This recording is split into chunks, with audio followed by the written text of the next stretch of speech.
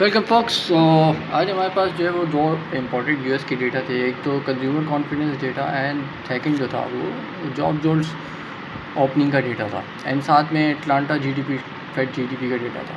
तो ओवरऑल हम देखें तो जो जॉब जोन्स डेटा है या जो कंज्यूमर कॉन्फिडेंस डेटा है वो काफ़ी टाइम से जो है वो एक अंडर प्रेशर ही है कंज्यूमर कॉन्फिडेंस। अगर हम नवंबर से देखें जब से ट्रंप ने ऑफिस जो है वो टेक ओवर किया है तो consumer confidence data consecutive basis पे नेगेटिव आ रहे हैं। इवन दो कि कंज्यूमर्स के जो कॉन्फिडेंस है वो यूएस में श्रिंक हो रही है, जिसकी हमें रियलाइजेशन जो है वो डॉलर इंडेक्स के अंदर भी देखने को मिली कि डॉलर इंडेक्स जो है वो काफ़ी सेलिंग प्रेशर के अंदर है।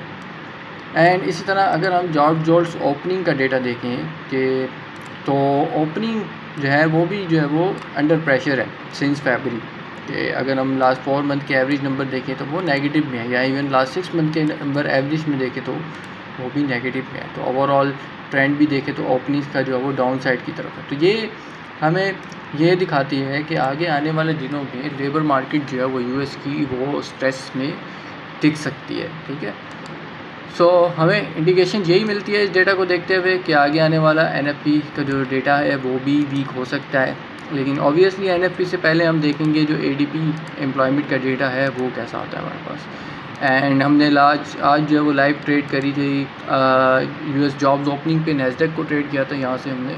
तो ये ऑलमोस्ट हमारी ट्रेड जो है वो 1:2 के पास गई है एंड जो हम टारगेट कर रहे हैं वो एशिया रेंज की है 1 स्टैंडर्ड डेविएशन जो है वो हम टारगेट कर रहे हैं जो कि 1:3 बनती है।